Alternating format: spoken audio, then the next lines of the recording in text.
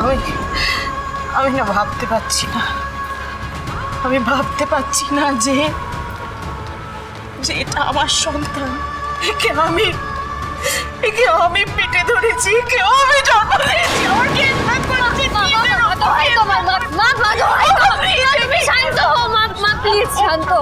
তুমি প্লিজ শান্ত হও মা।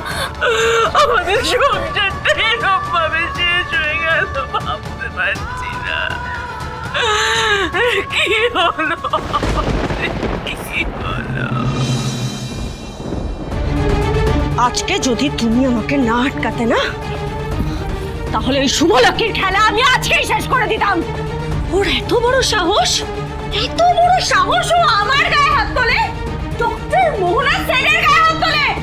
হ্যাঁ, মোহনা করে দেবো ওকে আমি, মোহনা শেষ করে দেবো, একেবারে শেষ করে দেবো। মোহনা মোহনা তুমি প্লিজ প্লিজ শান্ত হও। দেখো আমার আর শুভলক্ষীর ডিভোর্স হয়ে গেছে, তুমি বা ওকে নিয়ে এত ভাবছো কেন? ও আর কি করতে পারবে? তোমার নিজের শরীর খারাপ করে মোহনা, তুমি তুমি বসো, হ্যাঁ শান্ত হয়ে বসো। ওর কিছু করতে পারবে না, তোমার বরং তোমার নিজের শরীর খারাপ হবে। কালকে সকালে মোহনা আরো ভয়ঙ্কর রূপ ধারণ করে শুভকে বাড়ি থেকে বের করে দেবে। আমি কি করে ওকে আটকাবো?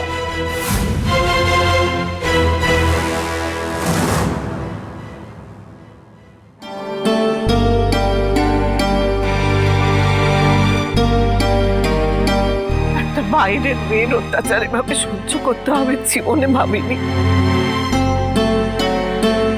ইস, আজকেই শুভদি বেরিয়ে যেত বাড়ি থেকে, বেকার আটকে গেল ব্যাপারটা। ধুর, আজকে দিদিভাইকে ধাক্কা দিল, এরপর তো কোনদিন আমাদের গলা ধাক্কা দেবে।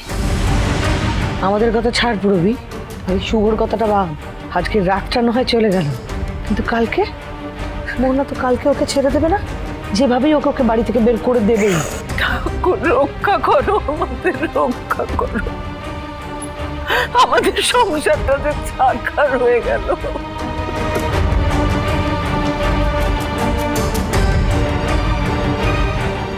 আমার হাতে আর বেশি সময় নেই, যেভাবেই হোক মোহনার বিরুদ্ধে আমাকে অস্ত্রটা জোগাড় করতেই হবে। 6 বছর আগে ওর জীবনে কি ঘটেছিল? East West metropolitan hospital and medical college.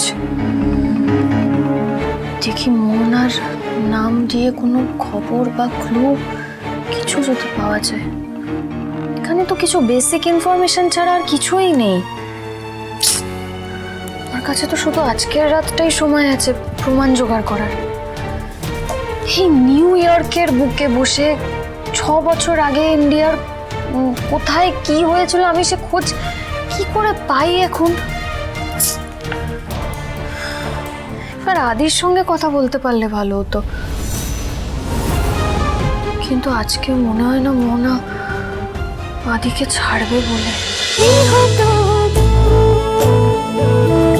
গৃহপ্রবেশ সোম থেকে রবি রাত 10টায় স্টার জলসায় ও জিও হটস্টারে।